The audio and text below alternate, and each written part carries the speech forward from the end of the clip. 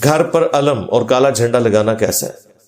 تفصیل بتا دیں۔ کوئی تفصیل نہیں ہے میرے بھائی، یہ جھنڈا اگر کسی سیاسی جماعت کا اس وقت ہے تو وہ آپ ضرور لگائیں، ادروائز یہ جو علم لگائے ہوئے ہیں، پنجے لگائے ہوئے ہیں، یہ دین کے اندر بدعت داخل کی ہوئی ہیں، ان کی کوئی اصل نہیں ہے۔ دیکھیں، میں نے اہل تشیع علماء سے بڑے علمی دلائل کے ذریعے اس چیز کو ہائی لائٹ کیا، اس کے جواب میں انہوں نے گالیاں نکالی ہیں، مجھے ناسبی کہنا شروع کر دیا، تو مجھے تو کوئی پرواہ نہیں ہے۔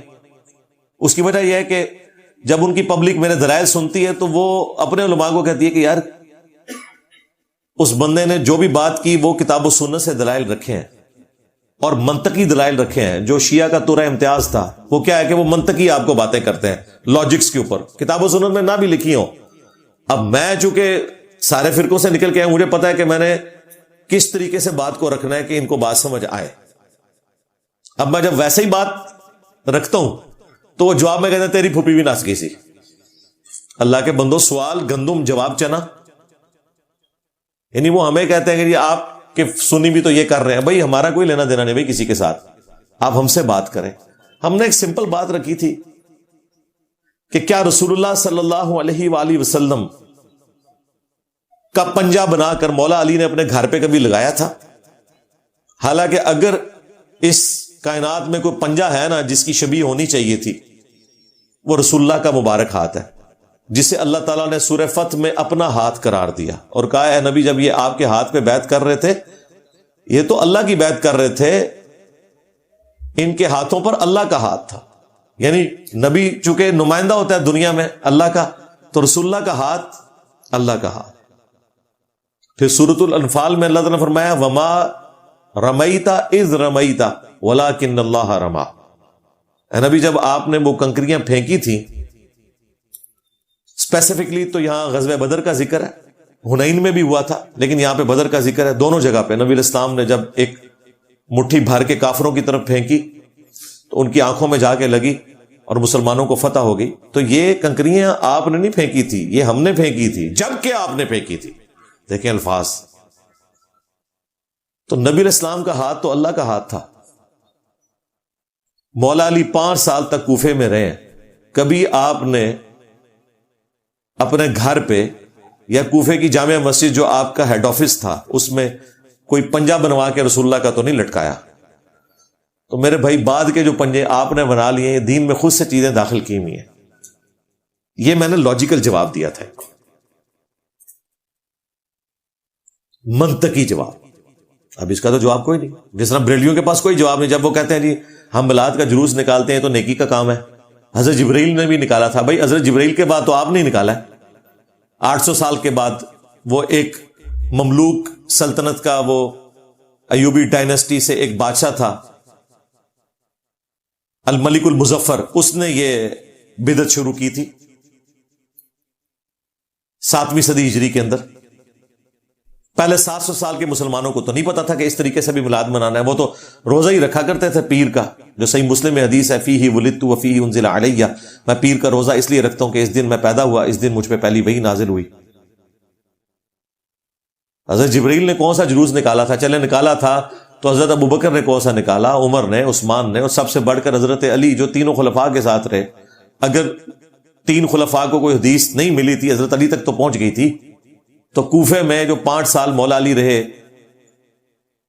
تو جو میلاد کے جلوس نکالے تھے اس میں نعت کون پڑھتا تھا؟ سبیل پہ کس کی ڈیوٹی ہوتی تھی؟ عمار بن یاسر کیا کر رہے ہوتے تھے؟ لوگوں کو نعت سنا رہے ہوتے تھے۔ مولا حسن و حسین جو ہے وہ سبیل کے اوپر ڈیوٹی کر رہے ہوتے تھے۔ بتاؤ، بس ختم۔ تو یہ میں ان کو اس لیے بات کرتا ہوں ان کے دماغ کھولوں کہ جو کام سب سے بڑے عاشقان رسول نے نہیں کیا تو اسی تو شاہی کوئی نہیں جی، ویسے کرنی نے دانت توڑ دیے۔ اللہ کے بندو، جھوٹا واقعہ، انہوں نے کہاں سے دانت توڑ دیے؟ اور جن کے سامنے دانت شہید ہوئے، مولا علی اور سیدہ فاطمہ، جو بخاری مسلم میں آتا ہے، سالم بن سعد السعدی کہتے ہیں اللہ کی قسم میں جانتا ہوں کہ غزوہ احد کے موقع پر حضور کا زخم کس نے بھرا تھا، آپ کی مرہم پٹی کس نے کی تھی۔ مولا علی علیہ السلام ایک ڈھال کو الٹا کر کے اس میں پانی لے کے آئے، سیدہ فاطمہ اس پانی سے زخم کو دھوتی تھی، اور جب وہ خون نہیں رک رہا تھا تو انہوں نے کاٹن کا ایک کپڑا جلا کے اس کی راکھ حضور کے زخم پہ رکھی تو خون رکا۔ مولا علی نے، سیدہ فاطمہ نے اپنی آنکھوں کے سامنے نبی اسلام کے دانت شہید ہوتے دیکھے، وہ خون دیکھا، اس کی مرم پٹی کی۔ مولا علی نے اپنے دانت کیوں نہیں توڑے؟ تم یہ بتانا چاہ رہے ہو کہ ویسے کرنی جو ہے وہ مولا علی سے بڑا عاشق رسول ہے؟ یہی مطلب نکلا نا، اور کیا نکلتا ہے؟ پھر آگے کہانیاں بنائی جی کیلا نازل، او اللہ دے بندو، کیلے کا ذکر قرآن میں موجود ہے، کیلا تو پہلے درجے، کسی سائنٹسٹ نو نہ دسنا، شکر ہے گوروں کو اردو نہیں آتی، تمہیں انگریزی نہیں آتی۔ کیلا نازل ہے ویس کرنی ہے، پہلے یہ مسئلہ حل کرو۔ تم نے ویسے کرنی کا مرتبہ حضرت علی سے، فاطمہ سے بڑھا دیا ہے۔ یہ جھوٹا واقعہ، جعلی واقعہ، اس کے اوپر پورا ماتم کھڑا کیا ہوا، آگ پہ ماتم، کوئلوں پر ماتم، زنجیر زنی، چھریاں مارنا، یہ ساری کی ساری بدعات انہوں نے ویسے کرنی سے لی ہیں کہ بھی محبت میں آپ دانت بھی توڑ سکتے ہیں، ویسے کرنی نے توڑے تھے، ہم چھریاں بھی مار سکتے ہیں۔ جس بنیاد پہ آپ نے یہ سارا معاملہ کھڑا کیا ہے وہ بنیاد ہی جعلی ہے، اور وہ اتنی گستاخانہ ہے کہ آپ مولا علی کو یہ تانا دے رہے ہو کہ بھائی دیکھو ویس تو چوتھے ملے انہیں دند پان لینے، تسی کو نہیں پننے، تسی ویک کے بھی اللہ دے بندے ہو دند نہیں پننے اپنے۔ اب جب میں اس طریقے سے شیعہ کی پبلک کو ڈریس کرتا ہوں نا، وہ جا کے شیعہ کے مولویوں کے، ان کے ذاکرین کے گاٹے فٹ ہو جاتی ہے کہ واقعی گالتے انجینئر صاحب بات تو صحیح ہے، وہ میم میں دیکھا نا انہیں، بات تو صحیح ہے۔ اب بات تو صحیح ہے، جواب کے دے رکھو۔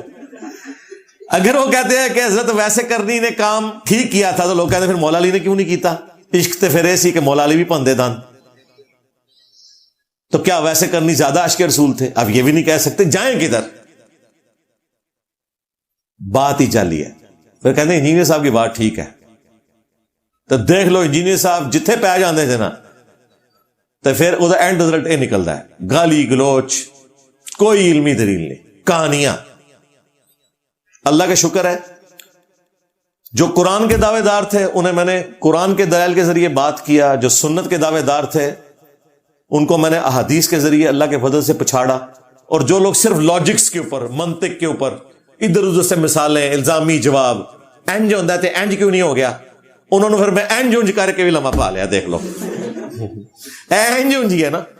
بریلویوں نے تماشا لگایا تھا، وہ دیکھو جی 2 گھر ہیں، 12 ربیع الاول کا دن ہے، ایک گھر میں جھنڈیاں لگی ہوئی ہیں اور ایک میں کچھ بھی نہیں ہو رہا، بتاؤ عاشق رسول کون ہے؟ اچھا ایک عام آدمی کہتا ہے یار واقعی بات تو ٹھیک ہے، ایک گھر سے ڈیک چل رہا ہے، نعتوں کی آواز آ رہی ہے، جھنڈیاں لگی ہیں، عاشق رسول تو وہی ہے۔ اب دوسرے بیچارے سہمے میں بیٹھے ہوئے تھے، وہابی بھی اور دیوبندی بھی، پھر میں وچ پہ گیا، میں کہا ادھر آؤ، ادھر آج باباؤں کے بابا تیار ہو جاؤ، ابو آ رہے ہیں۔ ہاں ابو جو بھی آئے نا، ابو نے کیا چھڑ دے، یہ تو ربیع الاول ہے، 2 مہینے پہلے 10 محرم آیا تھا، ایک گھر میں مجلس ہو رہی تھی اور لوگ اہل البیت کو یاد کر کے رو رہے تھے اور اپنے زوم میں عشق کے اظہار کے لیے ماتم کر رہے تھے، اور دوسرے گھر میں کچھ بھی نہیں ہو رہا تھا، اور یہ میلاد والا گھر تھا جس میں کچھ نہیں ہو رہا تھا۔ اب بتاؤ میلادیو، تم عاشقان اہل بیت ہو یا شیعہ اہل بیت کے عاشق ہیں؟ کہنا نہیں ہے کوئی عشق دی نشانی تے نہیں نا، یہ ثابت تے کوئی نہیں، تو تیرا بھی ثابت کوئی نہیں، لو سامو۔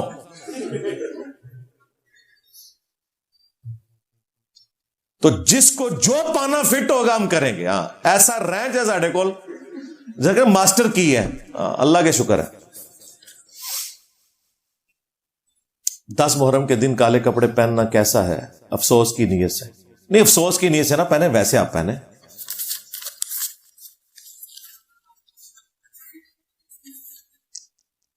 میں سعودی عرب میں ٹرک چلاتا ہوں اور زیادہ لمبے روٹ ہوتے ہیں، تو کیا قصر نماز ہی ادا کرنی ہوگی؟ روم میں ہفتے بعد آتا ہوں، آپ موجے ماریں جی، آپ قصر بھی کریں، آپ نمازیں جمع بھی کریں۔ میں تو کئی ایک ویڈیوز میں بتا چکا ہوں کہ جو ڈرائیور حضرات ہیں یہ تو بہت خوش نصیب ہیں، ان کو اللہ تعالیٰ نے ایک ایسی آسانی دے دی ہے کہ روزانہ نمازوں کو جمع کریں اور روزانہ قصر نماز پڑھیں۔